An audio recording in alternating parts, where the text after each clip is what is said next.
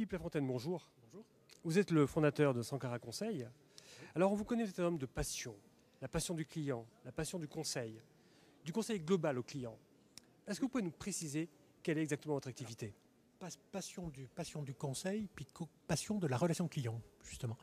Donc mon activité consiste à accompagner les entreprises sur les problématiques de développement de chiffre d'affaires, sur la chaîne commerciale, depuis la stratégie globale de l'entreprise, en passant par la stratégie marketing, la communication, la relation client et la commercialisation. Mais toujours en pensant au client. Alors ce qui peut paraître un peu bizarre que de dire ça, mais on voit aussi aujourd'hui beaucoup d'entreprises qui manipulent des outils très sophistiqués, mais qui ont peut-être oublié justement de se dire qu'il y a des clients tous les jours. Alors justement, quelle est la méthode Sankara ? Quelle est la méthode Philippe Lafontaine ? Alors la méthode Sankara, je ne suis pas sûr qu'il y en ait une, mais il y a justement le souci du client. C'est-à-dire de se dire que dans la relation commerciale, c'est une relation faite de chair et de sang, et que donc si on ne se pose pas les vraies questions, et les vraies bonnes questions, en dehors du livre, et c'est le prof qui vous parle pourtant, il ne se passera rien. Une question simple que j'ai posée tout à l'heure dans l'atelier que j'animais, qu'est-ce qu'on vend ? Alors, les gens regardent en disant attendez, je sais ce que je vends. Je dis, je ne suis pas sûr, posez-vous bien la question. Voilà, à partir de choses qui peuvent paraître très, très triviales, c'est comme ça que je déroule ensuite les méthodes. En partant bien de la problématique de l'entreprise et la problématique du chef d'entreprise. Donc je ne fais pas d'audit, ou en tout cas si j'en fais un, il est très très rapide, parce qu'en général, le chef d'entreprise connaît mieux sa situation que moi. C'est plutôt bien.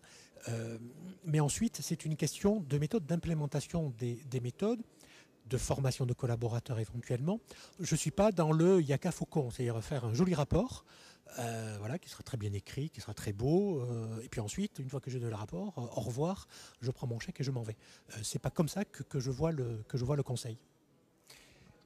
Dans des situations difficiles, comme celles que nous connaissons aujourd'hui, votre métier évolue-t-il ? Vous développez la stratégie de communication. Votre communication est-elle la même en période de difficulté qu'en période de croissance ? Alors bien évidemment non. La communication en plus c'est un sujet très sensible partout, et les outils dont on a besoin en période de crise sont différents des outils dont on a besoin en période de croissance. En période de crise, on va être davantage, avec les problèmes que ça suppose, dans le court terme, parce qu'il faut des résultats rapides, mais en même temps, il faut travailler sur des outils à moyen terme. Si je vois de la marque, une marque, ça ne s'implante pas, ça ne se construit pas, ça ne s'implante pas en 6 mois. Et donc je dis à mes clients, et c'est ça qui est important, on va travailler sur le court terme, parce qu'il vous faut des résultats immédiats, ou en tout cas rapides, mais on va aussi travailler sur le moyen terme, parce que si on ne construit pas l'effort, eh bien, ce que l'on va faire à court terme, il va falloir le refaire en permanence chaque année. Et ce sera donc, ça manquera singulièrement d'efficacité. Tout à l'heure, Jean-François Clédel nous parlait de l'inquiétude des chefs d'entreprise. Vous êtes aussi un observateur attentif et de premier plan. La ressentez-vous aujourd'hui, cette forte inquiétude ? Alors, bien évidemment, on est toujours inquiet, surtout que je suis consultant, mais j'ai aussi d'autres affaires. Et là, ce qui m'inquiète justement, c'est l'inquiétude. Parce que l'inquiétude, soit elle est paralysante, soit elle est dynamisante. Et aujourd'hui, je trouve que le climat général étant plutôt morose, je ne suis pas sûr que ce soit de nature à développer les affaires. Et je pense qu'on devrait au contraire, alors certes être lucide, parce qu'il ne s'agit pas de nier les réalités, mais en même temps dire aux chefs d'entreprise, mais vous avez plein d'autres choses à faire. Vous avez plein de choses à faire. Il y a des solutions, il y en a. Simplement, la seule différence avec la période passée, même récente, c'est qu'il faut mettre en œuvre des solutions singulières. Et donc, c'est plus, je prends le livre, je regarde à la page 423 et j'ai la solution à page 423. Il n'y a plus de livre. Donc ça demande de la créativité, ça demande de l'imagination, et ça va un peu à l'encontre de notre traditionnelle action qui est plutôt de reproduire ce que l'on sait déjà ou reproduire des actions qu'on fait les uns et les autres.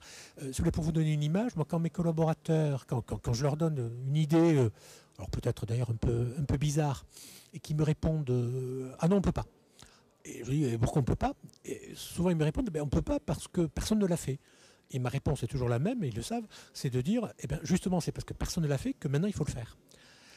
Alors ça c'est facile à dire, mais pour un patron, pour un chef d'entreprise, pour un entrepreneur, c'est singulier, c'est assez compliqué parce qu'il se dit mais attends, si je suis le premier à faire ça, est-ce que ça va marcher? Bon, tu m'assures que ça va marcher. Je lui dis non, je t'assure pas que ça va marcher. Donc vous voyez, on est dans une autre registre alors que précédemment, il y a encore quelques années, à partir du diagnostic, on avait la solution, on la mettait en œuvre, et si on est un bon professionnel, ça marchait. Philippe Lafontaine, merci de nous avoir fait partager la passion de votre métier, la passion qui vous anime. Merci, bonne fin de journée.